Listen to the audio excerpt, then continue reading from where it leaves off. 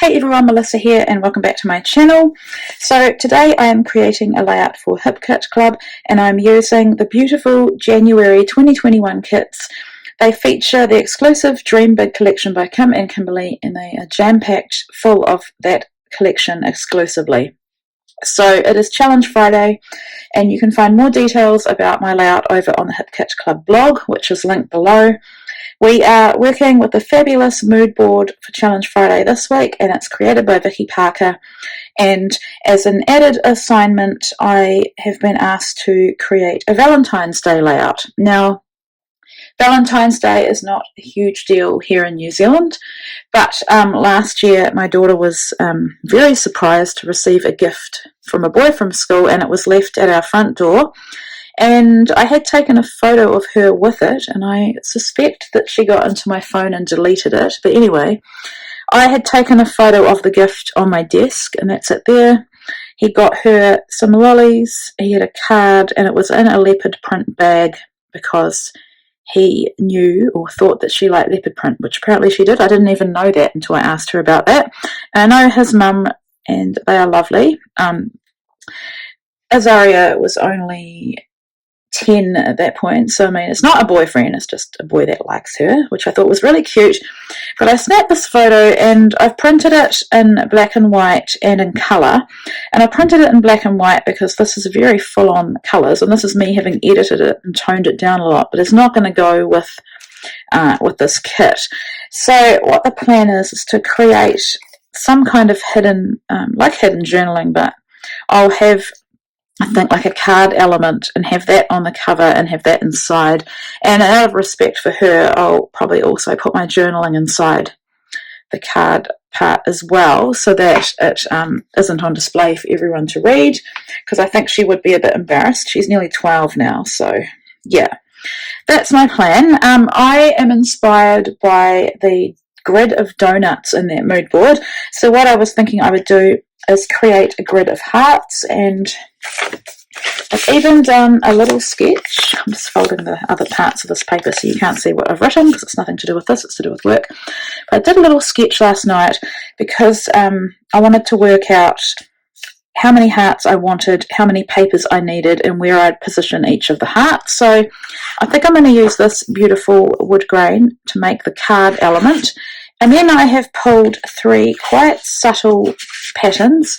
I've taken this as my base, and then I've selected patterns that are from the same paper. I mean, obviously this kit is all going to work together, but I think when you're overwhelmed with a kit is beautiful, and if you get everything like me, it's really hard to know where to start, especially with your first creation. So if you just pull a few products and limit yourself to them, it definitely helps the decision making. So I'm going to make hand cut hearts again. I've shown you, I think, in 2 other videos how to do that, but I'll show you again. I'm going to make them smaller, so I've cut this just piece of scrap paper down, and then I've pulled a bunch of items that I think I'm going to embellish with.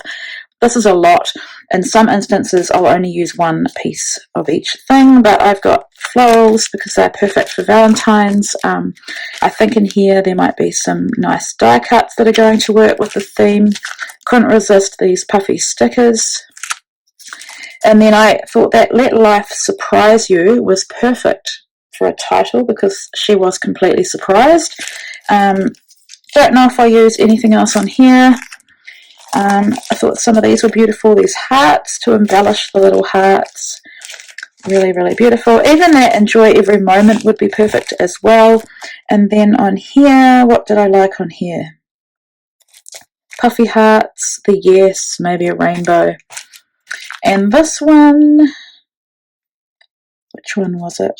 Good Stuff, or This Makes Me Happy, Love This, would all be perfect. More chipboard stickers, just so beautiful. I guess hearts, flowers, bow I thought would work really well. Maybe some of these chipboard sticker phrases, and then I had to pull these because I just have to get at least 1 of these onto my layout because they're so, so beautiful. So that is the plan. I'm going to start by making the hearts. So the first thing I did was create my heart, and you just draw half a heart on that folded piece of paper. I just roughly drew it, and then when I came to cut it out, I cut beyond that line because I realised it wasn't going to give me a wide enough heart. And then when you open it up, it is a perfectly symmetrical heart. So just tracing it onto some scrap cardstock because that paper is flimsy, and when it comes to tracing, I've got to trace it 9 times, or actually maybe 8, because I think I didn't do the heart that I knew would sit underneath the card part of the layout. So here I'm just searching for a pen that's lighter than the inky pen, but this one was too light, so I end up using my inky pen, and that's fine. If you turn the paper over and cut and trace on the side that you're not going to have showing, that way if you do I don't know, cut further apart, or anyway, you're not going to see the pen. That's what I'm trying to say. So here my plan had been to machine stitch like I did last week with the larger layered heart around the edges, but I had a go at it and I was terrible. I need a lot more practice. I could do one side of the heart well and not the other, so I just need to I need to practice. It's not, I mean, it'll been fine, but I didn't like how it looked. So here I'm making the card, and I've got that beautiful pink wood grain. So I'm just using my photo as a guide as to how wide to cut the paper. I very rarely measure anything. And here I'm getting my Where Memory Keepers scoring board, and so I'm wanting to score a bit further away so that I can trim it down. I don't want to make it and then realise I've cut this all too small. So now I'm getting my border punch. That's just a really old, I think it's Stampin' Up! Border punch, and I have put a little scalloped border just for interest, and I think then I realised actually that I'd allowed far too much room, and I shouldn't have done the scoring first, so I turned to the other side and scored it after I done the scallop. So I hope that's making sense. I know it probably sounds really confusing, but you can kind of see what I've done there. So the reason I've put that scallop border is because I wanted whoever's looking through my scrapbooks to see that there's something under there, and that will lead them to have a look at the journaling. And so I know I'd said that I didn't want this to be easily read by people. You're going to have to take the layout out of my album, or out of her album, to be able to see it, but she knows it's in there in the future if she wants to read it. And I think she actually wasn't that keen on me scrapping this, and she's 11 and she's a bit funny about it, and I do get it because it was a boy in her class, but I said, one day you're actually going to thank me that I've done this and that I've scrapped this. And so she'd wrinkle her nose a little bit about it, but yeah.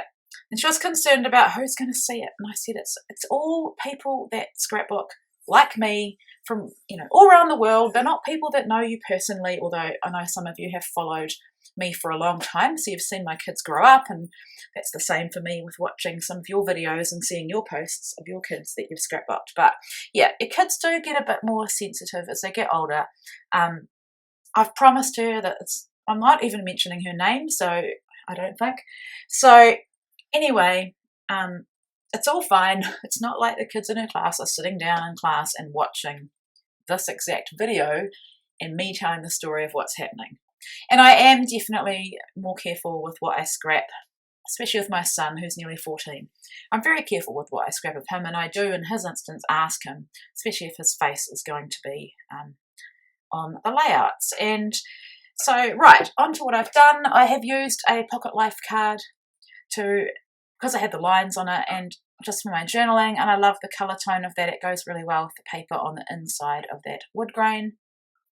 And then I've added some foam adhesive just to lift this up above the hearts. And there you can see there was no point making a heart for under that card because you wouldn't see it.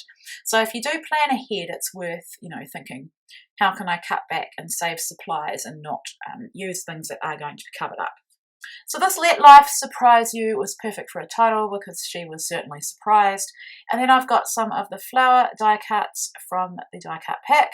Really beautiful. A lot of the work's done for you because they are clusters. There are also single flowers in that pack as well, like that one there. And so I'm just tucking them under. I'm just wanting to draw the eye over to the photo and to the card because I'm going to embellish all of these little hearts, and I think it'd be very easy for them to dominate the layout. Now, I was going to put that title on the grey heart, but I have decided to put it covering the corner of my card and my photo. Now, it doesn't bother me that it's covering part of the photo because I know that inside the card is another exact photo but in colour. So you can still see the lollies, you can see the bag, and you can see the gift card that came in the package, and my keyboard is also in the photo, but that doesn't matter to me, and it certainly doesn't matter to her. So here I've got a puffy rainbow. It's really cute, and I've popped it up on dimensional adhesive, so do remember that you can add dimension to pretty much all embellishments that are flat. Here I've got that speech bubble, and I'm trimming off the speech bubble, and so that's another tip for you, that you don't have to use the embellishments exactly as you get them. You can make them work for you, and I just didn't really feel the need for a speech bubble on that heart, and also I've just got it tucked behind that leaf part of the floral anyway, and I didn't need the tail on there. So I've added a flower onto that grey heart and one of the wood veneer pieces that says rolling with it, because she was a little bit surprised, a little bit shocked that she got the gift, but she was really happy that she got it as well, so she rolled with it. And then I've added another wood veneer heart just on the bottom part of that photo. So now I'm fussy cutting a rainbow off that rainbow paper, and it's really cute, and I had to use another rainbow.